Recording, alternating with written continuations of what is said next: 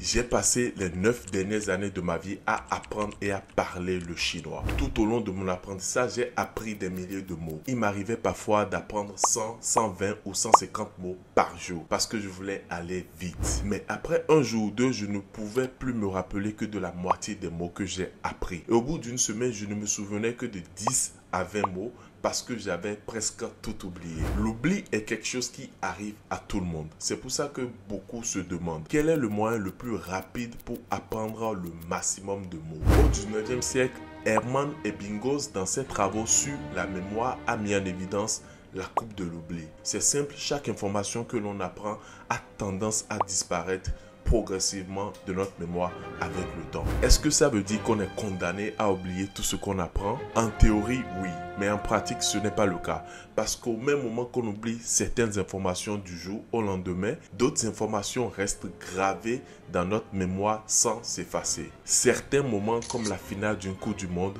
où le premier baiser ne s'oublie pas pendant toute une vie, alors que ces événements se sont déroulés une seule fois. Et malgré cela, ces moments semblent se graver différemment dans notre mémoire. Pour comprendre pourquoi nous retenons certaines informations mieux que d'autres, il faut qu'on s'intéresse à notre cerveau et comprendre comment fonctionne notre mémoire. Lorsque nous apprenons du vocabulaire, nous faisons principalement appel à notre mémoire à court terme dans un premier temps.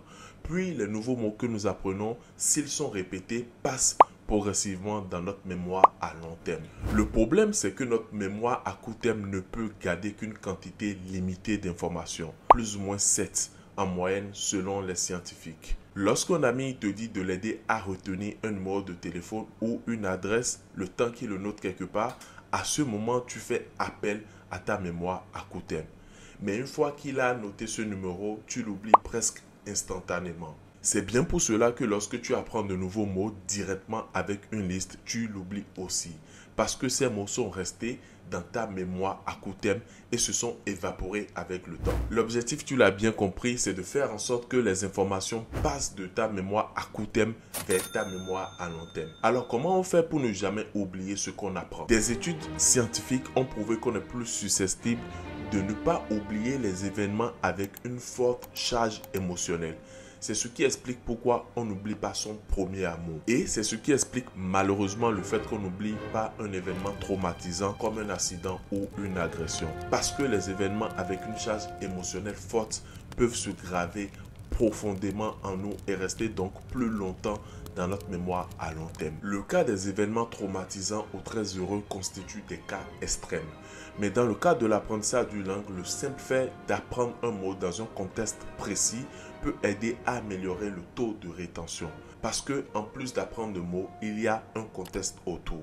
Mais plus efficace encore, la meilleure manière d'associer de fortes émotions aux nouveaux mots qu'on apprend reste sans doute l'amour des ressources qu'on utilise. Tu peux apprendre des mots avec un contexte et une charge émotionnelle forte en regardant des films ou des séries. Et surtout dans la langue que tu apprends. Tu peux également regarder des documentaires ou tout simplement écouter de la musique. Un autre moyen que j'adore particulièrement pour apprendre du vocabulaire, ce sont les histoires. Parce que les histoires ont une charge émotionnelle très forte. C'est ce que j'ai fait pour apprendre les expressions et les proverbes chinois. Parce que si j'ai aimé une histoire, je n'oublierai pas cette histoire. Et si je n'oublie pas cette histoire, je ne risque pas d'oublier le proverbe qui résume cette histoire. D'autres études ont aussi montré que nous pouvons nous rappeler plus facilement de nouvelles informations si nous les associons à des informations préexistantes. C'est pour ça qu'il est plus facile d'apprendre un mot si tu l'associes à un synonyme ou un antonyme que tu connais déjà. Tu peux aussi faire des associations visuelles en associant un mot ou un groupe de mots à une image précise. Tu peux qualifier cette fille de belle, brillante, envoûtante. Et comme en plus elle te suscite toutes ces émotions, chaque fois que tu la vois, tu te rappelles de ces mots. Lorsque tu as appris les nouveaux mots dans un contexte et avec une forte charge émotionnelle, il reste probable que tu commences à oublier une partie des mots que tu as appris. Comme l'a démontré la coupe de l'oubli, avec le temps, beaucoup de connaissances faiblissent.